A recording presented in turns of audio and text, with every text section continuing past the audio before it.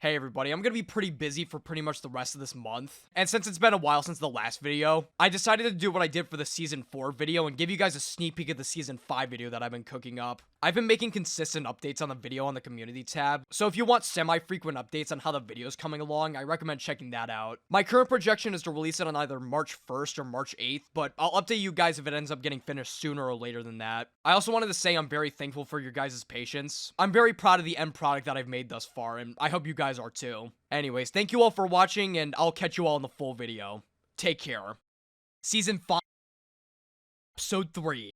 The guy for this. In one of the weirdest fucking scenes in the entire Breaking Bad universe, which is saying a lot, the episode opens up with a scene of a colony of ants consuming the ice cream cone that Saul dropped a few minutes ago, all while some weird yodeling music plays in the background.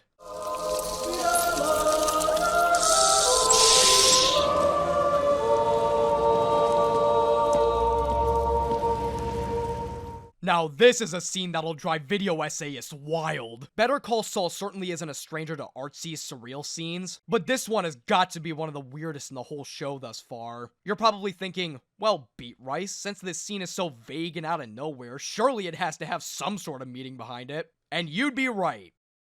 I think. My interpretation of this scene is that the ice cream cone represents Saul Goodman, and the ants represent the cartel. Despite involving himself with disheveled and disgusting criminals, up to this point in the show, Saul Goodman's image is one of a quick-witted but overall clean and safe person, similar to that of the 50s game show hosts and fictional lawyers that Jimmy McGill based it upon. However, as we're about to see in just a few moments, the cartel wants to use Saul's legal services for more sinister intentions, which begins Saul's corruption into the criminal lawyer that we see later in Breaking Bad, and, in turn, turns Saul's image into a much more shallow and vulgar person. Clearly his taste in women is the same as his taste in lawyers, only the very best, with just the right amount of dirty.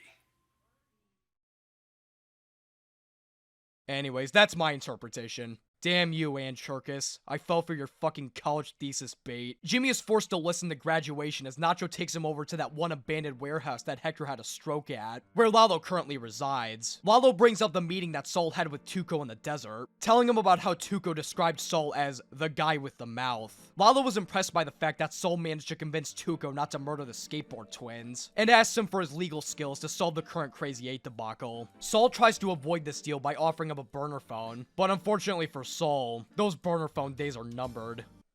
Burned even. You talk directly to your guy. Cut out the middleman. It works better if you're in there with him.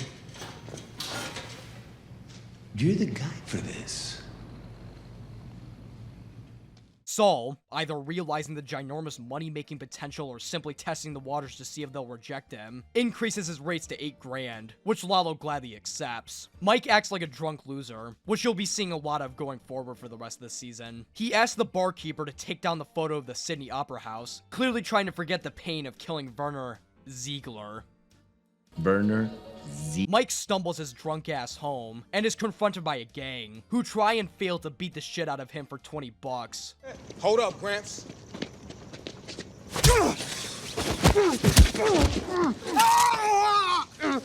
So?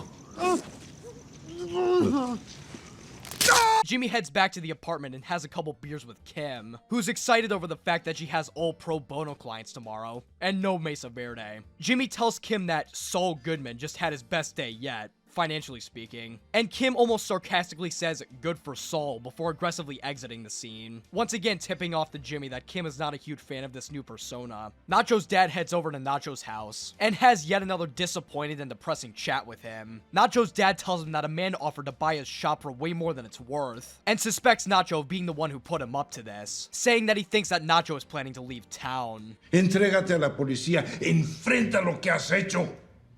Si quieres huir, oye, pero yo, ni madres, yo no voy a huir. God, Nacho's dad is just the saddest character in the whole show. Every time he shows up on screen, I'm just like, oh boy, here we go, time to get bummed out. Kim is prepared for another pro bono case with Judge Margaret Meatloaf presiding, when all of a sudden, she's blindsided with an emergency from Mesa Verde, which she promptly denies. Miss Meatloaf totally fucks Kim over in court, and she gets a call from Rich, who tells her that Kevin Wachtel is starting to get pissy and wants Kim to help Mesa Verde out now. And Kim disappointedly gives up her day of pro bono clients to help them out. Saul meets with Crazy 8 in prison, telling him who he is and what to say to the investigators. These aren't just some random investigators, however. In fact, these investigators are two guys that you might just be familiar with. Excuse me? Hey, Marina.